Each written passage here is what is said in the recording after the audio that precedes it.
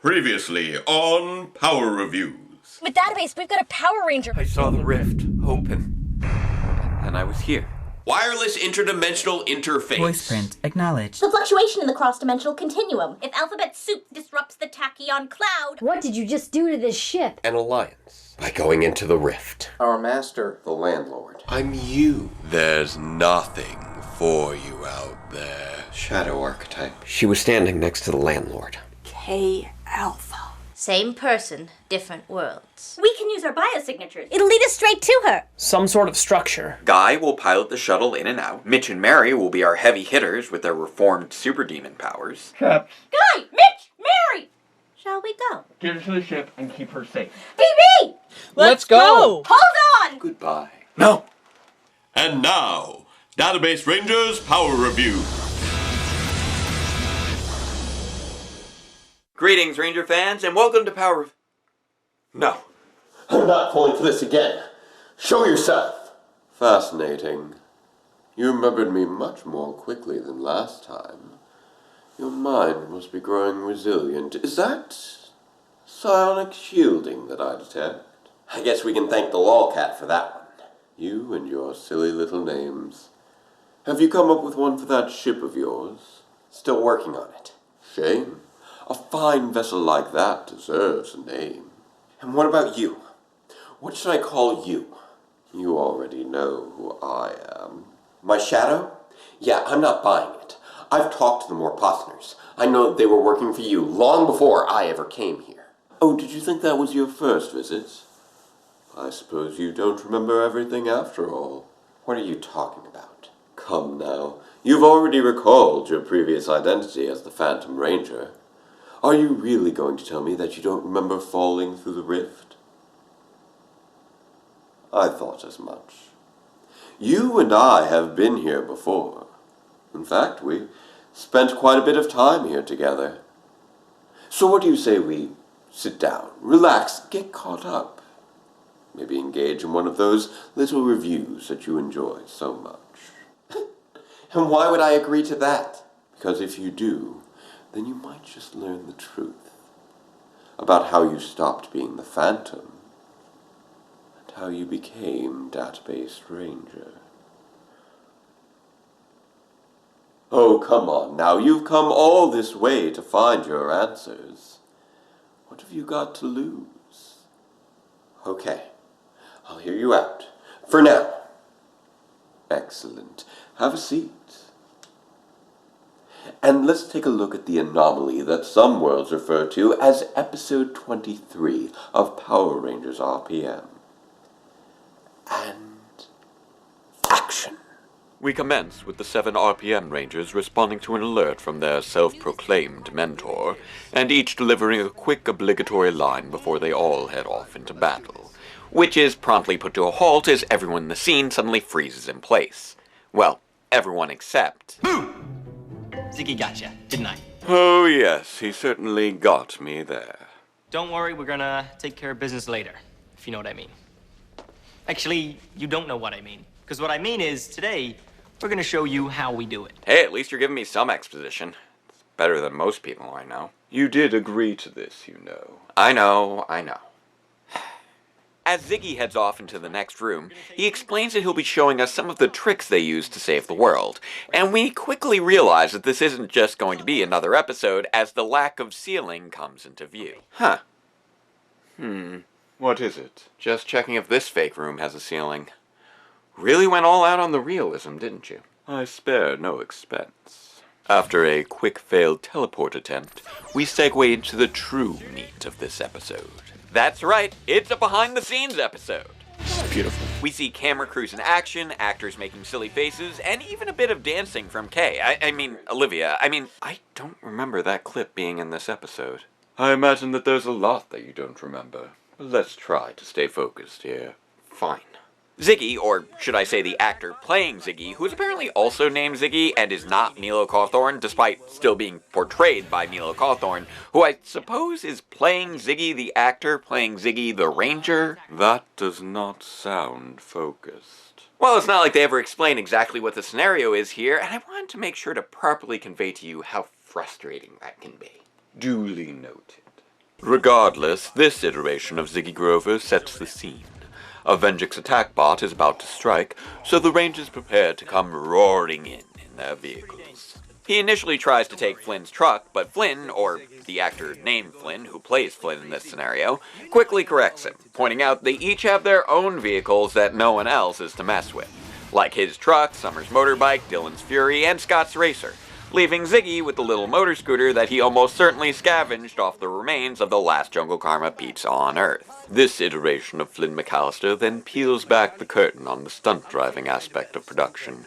Not by introducing any actual professional stunt drivers, mind you, as apparently in this interpretation the Rangers perform these tasks for themselves, but instead by focusing on precision camera placement, careful choreography, and the dangers of driving through very, very hazardous terrain. Speaking of vehicles in hazardous environments, can you at least tell me if the ship is safe? Which one? What are you talking about? All in good time. Let's continue. Fine. Next up, we have Summer and Dylan, who highlight the physical stunts that they perform. Because that's when you become a superhero. Well, that didn't sound at all patronizing. But to make sure that they don't break their necks, they first need to train heavily with cranes and wire work. And then we go out there... And break our necks. No, we don't. Because we're careful. We are very, very careful. And very, very patronizing. They then show off some of their Matrix-style flying, despite flying not actually being a power that unmorphed Rangers have, or even most morphed Rangers, come to think of it, with the exceptions of Taylor, Kira, Vita, a handful of battle-ized Red Rangers, and Sir Ivan of Xandar, although I'm not sure that Ivan has actually appeared on television at this point. I mean, not that point, but the point where we are now, temporally speaking. Time is weird. Next, Ziggy goes on to visit Kay. Continue. Right. He attempts to convince her to show off their weapons, and while she initially refuses, since at the time she didn't go outside due to reasons completely separate from being tethered to a single apartment by a wireless interdimensional interface, he does manage to win her over with her favorite sweets. Mr. Marshmallow. You know, I never did keep enough marshmallows in that kitchen. I tried introducing her to Lucky Charms, but, she said they just weren't the same. In fact, I believe her exact words were, "These pastel-painted pieces of styrofoam may claim to be magically delicious, but I'm fairly certain they contain all the mysticism of embalming fluid." Still finished off the box, though. You do realize that isn't her. Yes, of course. I know that it isn't her. It's Olivia Tennant playing a version of her that is somehow an actress playing a different version of her. It's meta upon meta, a portrayal of a portrayal. Is that what you want me to get out of all this? That everything is fake? That my entire life is an illusion? That I'm just living inside of one matrix, inside of another, inside of another? Is that what this is all about? Would it matter if I said it was?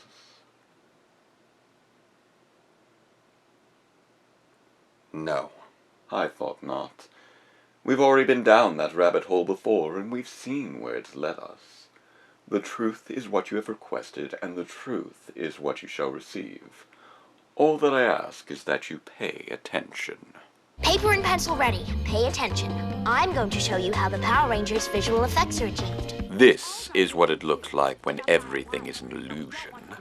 Computers wiping away wires, compositing in jets and explosions, using green screens to generate morph sequences. It's all so transparent. Unfortunately, without more Mr. Marshmallows, we must bring this brief tutorial to an end, and cut away to some grinders enjoying craft services. Is there something I'm supposed to take away from this bit? No, just that everyone enjoys craft services. Alright, fair point. Tanaya 7 then arrives to politely whip them into shape. We then cut to Scott, who breaks down the conflict between Vengeance and the Rangers, calling attention to how their fights are enhanced by a combination of music, special effects, props, acrobatics, and, camera movement? Are they really trying to say that shaky cam helps? When has shaky cam ever helped anything? Who seriously likes shaky cam? No one. No one likes shaky cam. Who has ever looked at a fight scene and gone, you know what this needs? More shaky cam. No one has ever said that. Exactly. Well, I suppose there's at least one thing we can agree upon. Anyway, After a showcase of the show's admittedly great action choreography, we cut back to Scott and Tanaya playing out the classic conflict of boys versus girls. Boys always think they're so much faster and stronger than girls. Don't believe it. An apparent villain making a good point. Fancy that. Just don't expect a hug when this is all over. I wouldn't dream of it. That being said, Tanaya does bring up another interesting point here. Our stuntmen have been training Power Rangers for years, and it shows. Okay, so in this scenario, Power Rangers is a show, but all the characters are also playing themselves, so does this statement imply that all the other Power Ranger seasons also exist here, and all of them are just actors playing themselves? If so, how much of each series' premise is actually canonical in this context? Are the SPD and Time Force Rangers actually from the future? Did Space and Lost Galaxy actually take place on other planets? Was Mac actually a robot? These are the kinds of questions that haunt me. These are the kinds of questions that haunt you. I'm haunted by a lot of questions, okay? Like, is this version of Gem and Gemma as psychologically damaged as their characters are? The explosive! Bam! And I will admit there is a pretty strong argument for that. At the very least, their fondness for pyrotechnics remains on full display. When it comes to explosions, our motto is... The bigger the better. Please, I've seen far bigger than that. And naturally, they've got to try one out for themselves, emphasizing safety first and taking their cues off the experts. That was so awesome! Charming.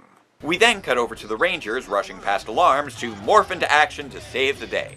Except for Ziggy, who somehow messes this up? Okay, again, we literally just saw how morphing sequences are generated through computers and green screen, so how is he able to mess this up? Are we saying that the morph sequences are special effects, but the actual morphing itself is real?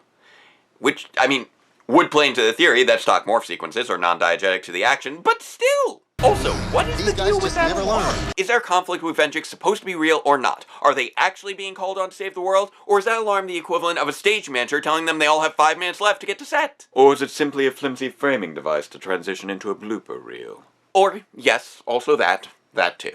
And to be fair, it is a delightful blooper reel full of line flubs, crack-ups, falling over, and a lot, I mean a lot, of morph screw-ups. I'm sorry, you out of time for this time. Sorry.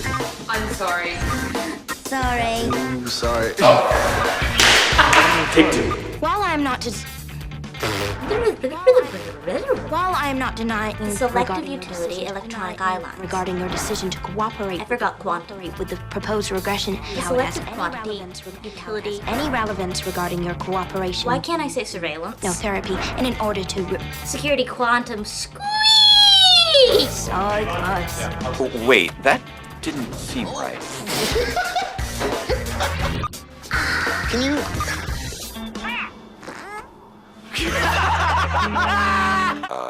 What was that? A glimpse of what could be, or what has already happened in another life. Not an uncommon occurrence on this plane of reality. Okay, well, I guess it's not too much weirder than running into an alternate universe version of myself at a Power Rangers convention. Shall we wrap things up? Yes, please. With the production complete, the cast of Rangers gathers to observe the final edited product, joined shortly by their self-appointed mentor. Doc. We let the dogs out.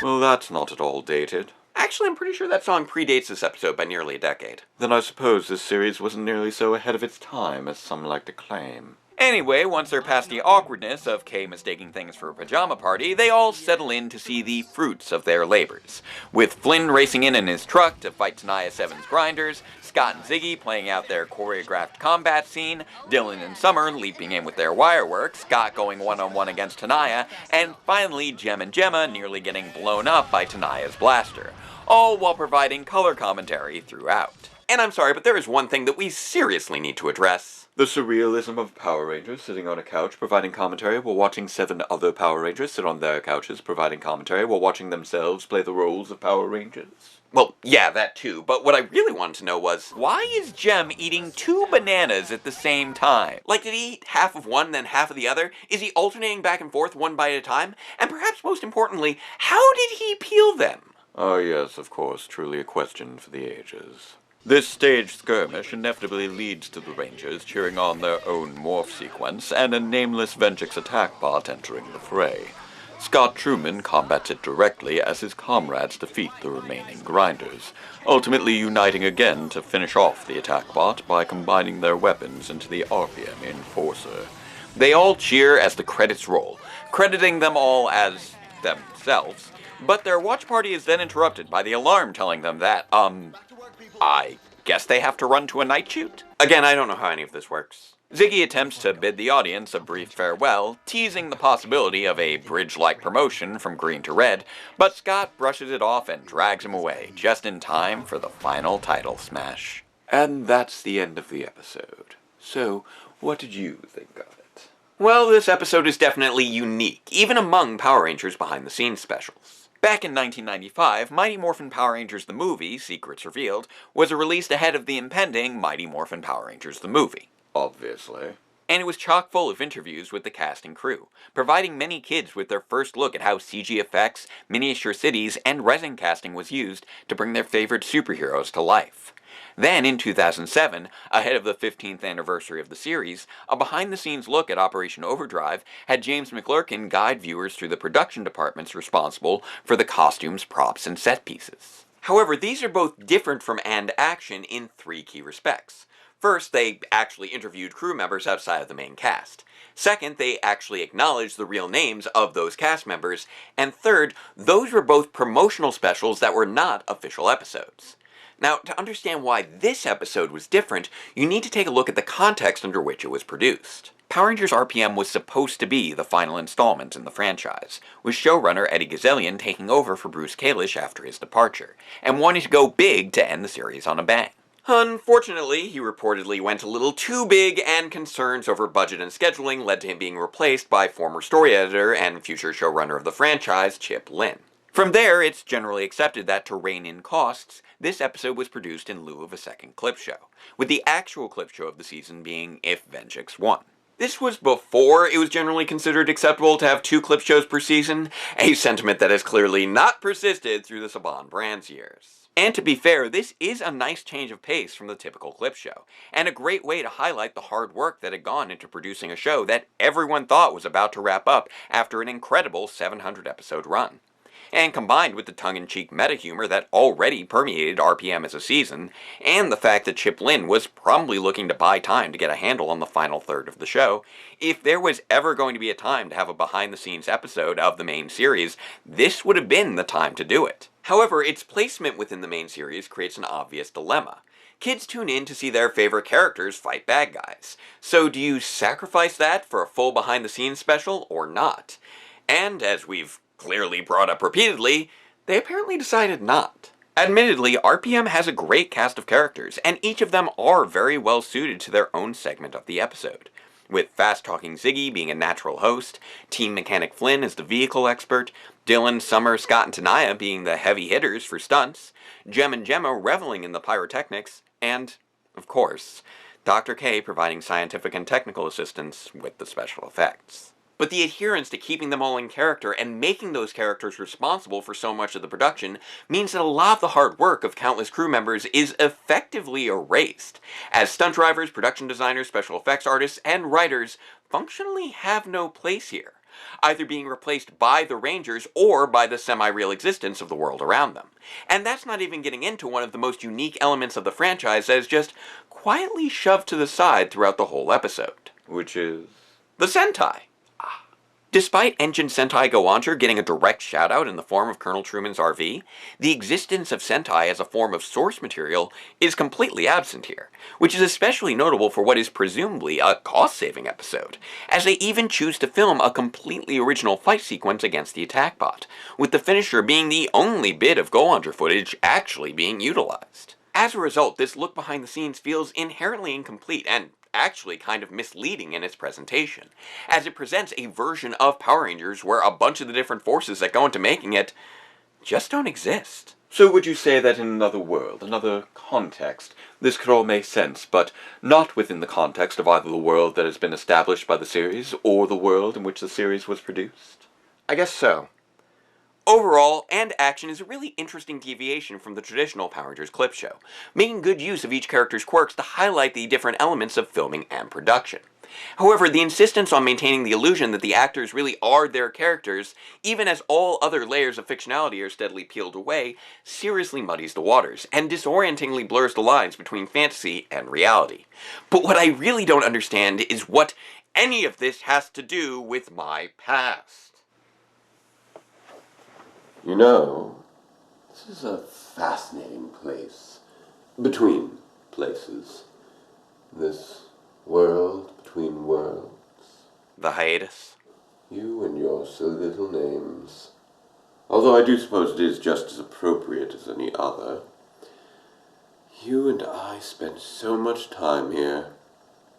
Together. Apart. What happened? After falling through the rift, I was left without a body, unable to touch, to feel, and you lost your mind. Are you saying that you're my lost memory? My identity? What I'm saying is that traveling through the rift had certain unintended consequences. You and I, yin and yang, two sides of a coin, and yet unable to join forces. The dimensional currents had severely damaged the ship, and so it downloaded the sum of all its knowledge directly into that positronic brain of yours. System critical. Uploading Power Rangers database to Phantom Ranger. But it was too much for your mind to handle. Nearly burned out your positronics. All that data, and you had no idea what any of it meant.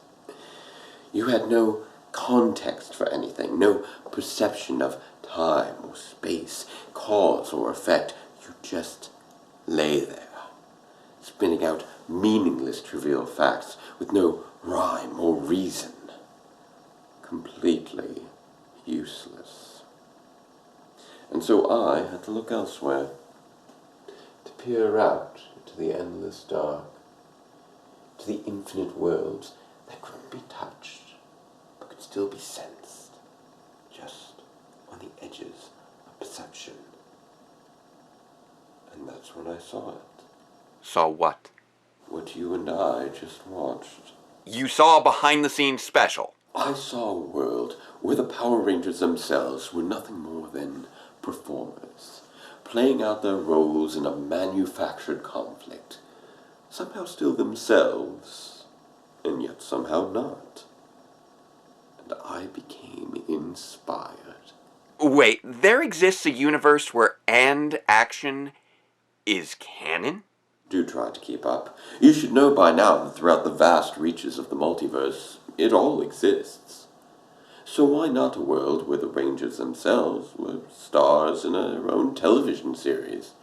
Why not a world where everything was nothing but a fiction? And what better way to filter through that mass of knowledge flooding your mind than by presenting it simply as installments in a franchise? Catalogued, numbered, episode by episode. Finally, a means to bring order to chaos. And so, I created this place. A replica of my apartment? Before it even was my apartment? Why would you do that? That doesn't even make sense. It wasn't a replica. It was the original. A place to present you with that feeling of normality, where you could believe that the mundane was the truth, where you could believe that all those events were really the creation of some production company. A simple life required a simple home. How? This plane of existence doesn't operate like most others. The fabric of space-time is twisted and distorted by the plasmatic masses of the void. I imagine that most beings wouldn't even be able to survive a moment here. But a proper psionic field could mold it, shape it, and as a being of pure psionic energy, I was able to shape it into this. I even used bits and pieces of the old ship. The seat from the cockpit. The command console with cloaking fields still intact. And even the wireless interdimensional interface. Reshaped is nothing more than a harmless video game system, but still functional enough that once your lucidity could be recovered, we would one day be able to effect our escape. Why should I believe any of this? Because it is the truth. Just like that little story you told me last time? I was trying to break you of your bonds to a reality that was not yours. You flooded my brain with false memories. Not false, just not in proper context. What possible context could there be for that? You know, you loved this place at first. Full of toys and trinkets. Able to watch any episode that you like, any time that you liked. You would sit and stare at that television set for ages. Letting your hair grow long. Your face bearded.